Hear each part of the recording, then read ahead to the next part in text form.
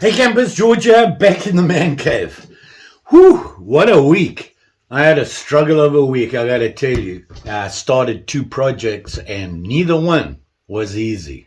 What I struggled with, and the one that I have finally finished, is an Opinel mod. Really liked the idea of a double blade. Having thought about it, I decided on what to do.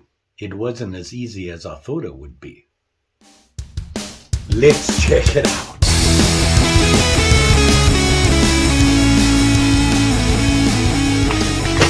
So I got 2 Opinel number 9s. I wanted to go back to 9s. I prefer them.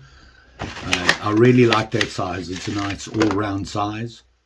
And they work well for me. You can see here, I'm just showing you it's a number 9. And I'm just going to give you a quick look at what it comes like.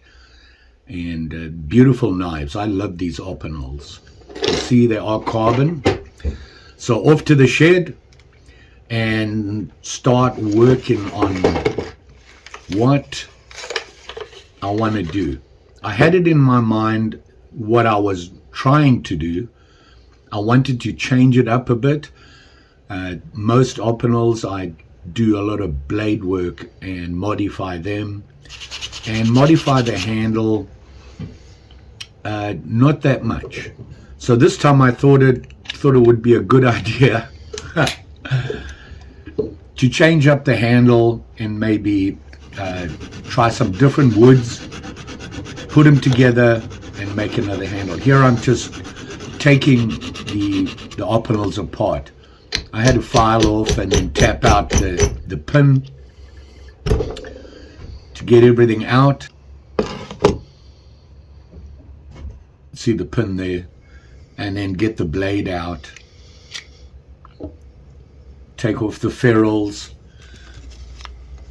Now I was looking at the wood. I found a couple of pieces and I thought this would, I don't know where I got this handle from. I think it was from a pizza cutter that I found, and I was thinking about using that. Wasn't sure what the wood would look like underneath. It was stained and painted. So I taped them together and cut them off so that I would get the same angle on the wood to put them together. And I get a nice clean fit without having to mess with it.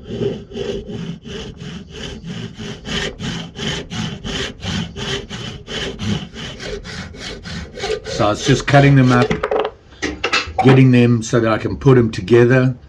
This piece of wood was from a handle of, I believe it was I'm going to say a shovel handle. I really like this wood. It's very nice. Don't know what it is. Yeah, you can see I've got them together. I glued them. I needed to line them up so that I knew when I filed them down I would have enough room.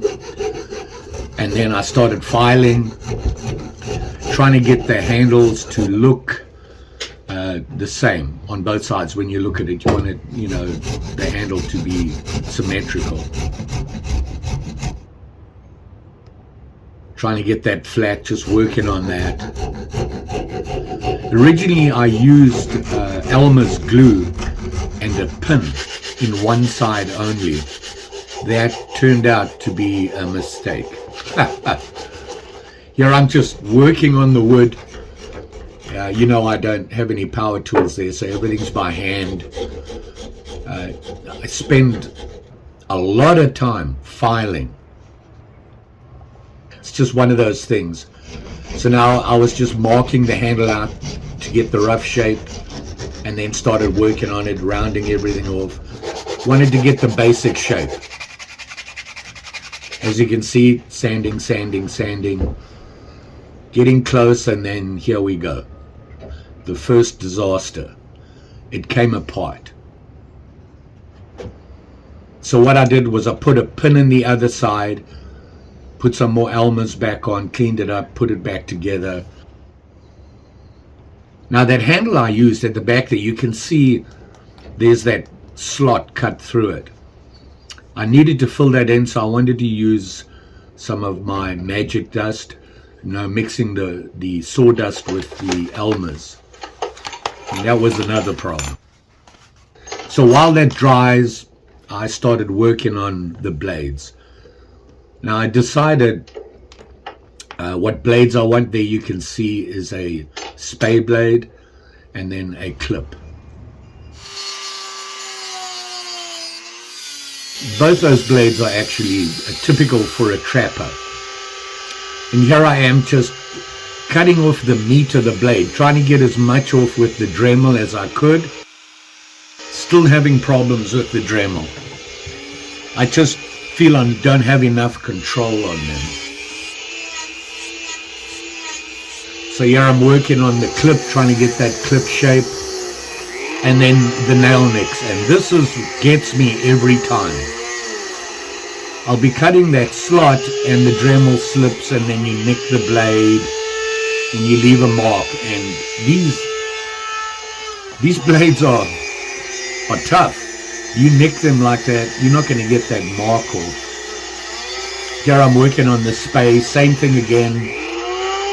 I had to make sure that I put the nail nicks in the right places. I didn't want to overlap them. Now I'm working on the spay blade. You know, a spay has a flat ridge on the top. I'm trying to get that flat. You can see me filing away. Takes forever. Making sure it's level, getting it as close as I can. Now I'm working on those nail nicks, and this is where I have a real problem. I went through 3 hacksaw blades doing this, and it's really a test. Files, little files, needle files, and there you go. The handle came apart again. Now unfortunately here,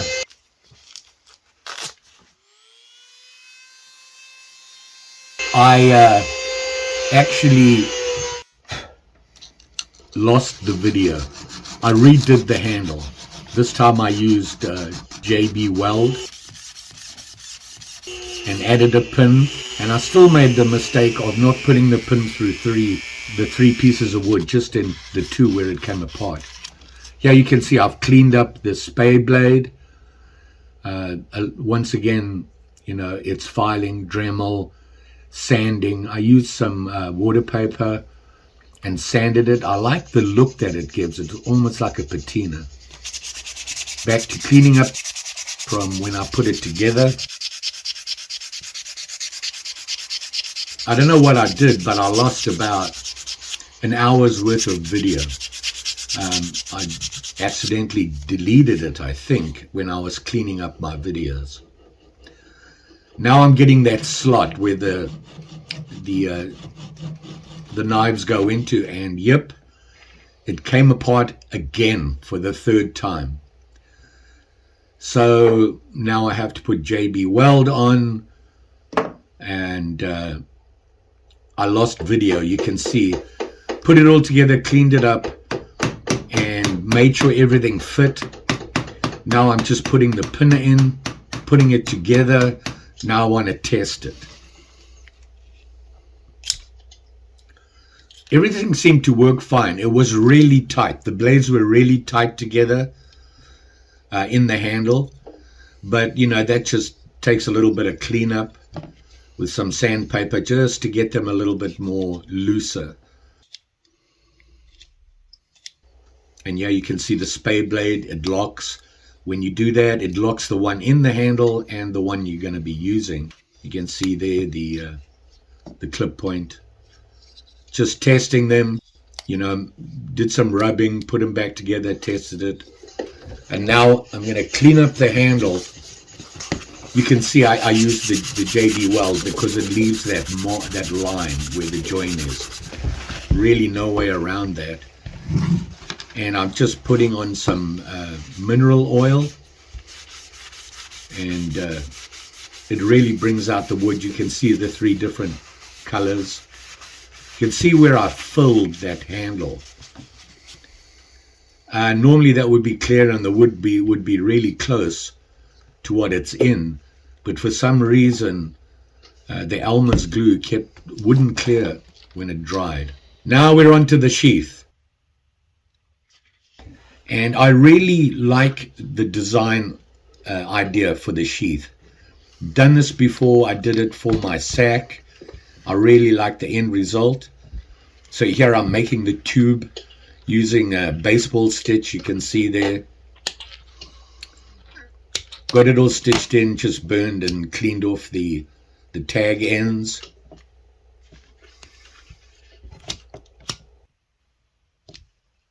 And you really don't get to see the stitch because this piece goes all the way around. And, you know, I've got to mark it, get it all lined up, mark it. Got to stitch it on there. You can see I stitched it onto the tube with the gap in the middle, which is where your belt goes through. Then both ends fold over and you use a snap for it to go together. Now the bottom piece, just making sure I'm going to position it right. And it's going to, that bottom male side of the snap goes through both the tube and the flap over. Just getting the holes there, lining them up, making sure everything lines up, and then getting the snap in.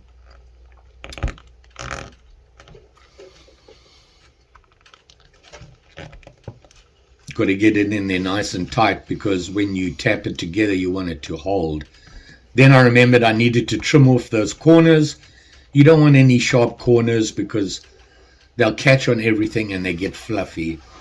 So just trimming them off and rounding them off a little bit helps, stops that from happening. You want to do that before you put it together because to cut them off when they're all together you might cut the leather underneath. And here I'm putting it all together. You can see I move the pin around when I do it. It gives an all-round flat press on the snap. Now I'm just putting it in.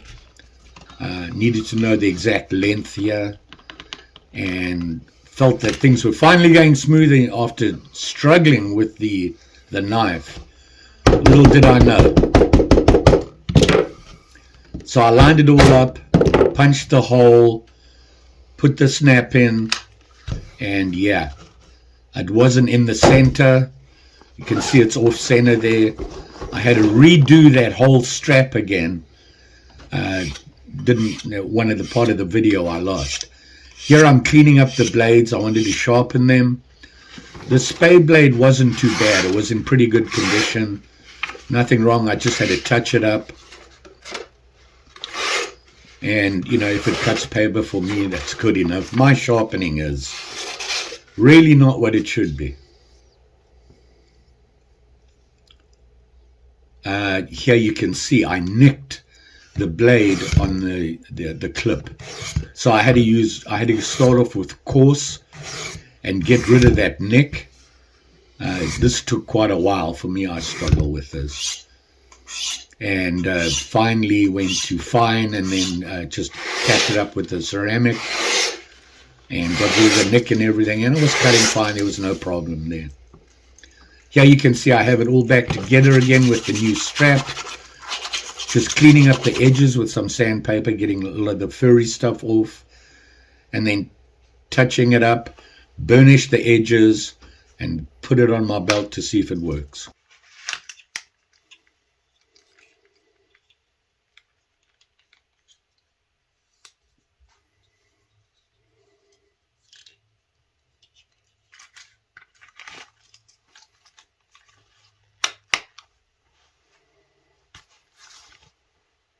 So there you go.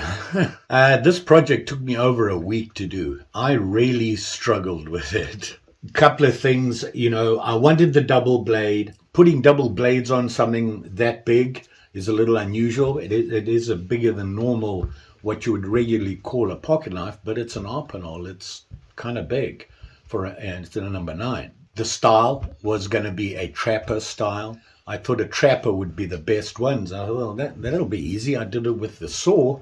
And then I decided to modify the handle by using different pieces of wood just to make it look different. And therein lies the problem. As you saw, I landed up having to do the handle 3 times. Initially, I just put one pin in to hold the wood together. Turned out not to, I should have known better than that. I've never done that before. I don't know why I decided to do that.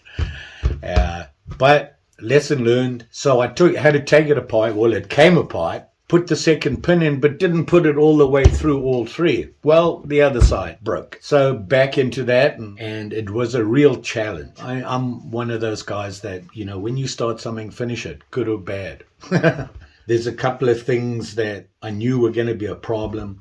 One of the problems is the glue that I use. Normally, Elmer's works really well and doesn't change color. Twice in a row. I redid it twice and it didn't dry clear. Blades struggled with. I've got to work with the Dremel more.